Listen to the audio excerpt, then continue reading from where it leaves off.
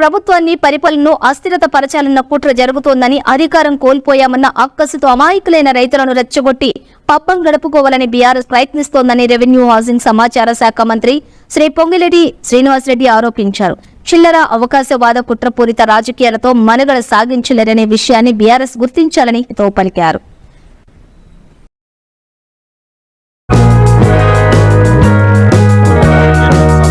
అనేక రెవెన్యూ సంబంధించిన సమస్యల గురించి నాకు తెలిసి చాలా పెద్ద ఎత్తున బాధితులు ఈరోజు కాంగ్రెస్ పార్టీ ఆఫీస్కి వచ్చుంటారు.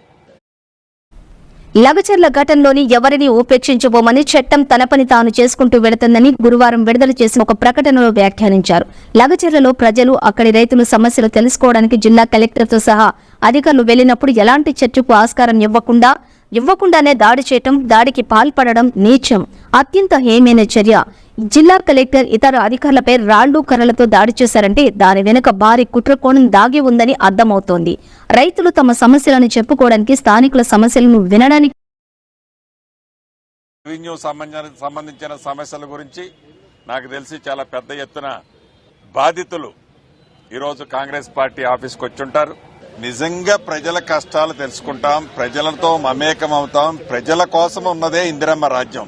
అధికారులను ఏదైతే సామాన్య ప్రజల కోసం మంచి చేయాలని తాపత్రయపడే ఈ ప్రభుత్వాన్ని పింక్ కలర్ ముసుకేసుకొని దౌర్జన్యానికి పాల్పడితే రైతులు అనే పేరు ముందు పెట్టి ఆ ముసుగెనక ఎవరైతే నడుపుతున్నారో వారిని తప్పకుండా మీడియా ముందు అతి కొద్ది గంటల్లోనే ప్రవేశపెట్టబోతున్నారు.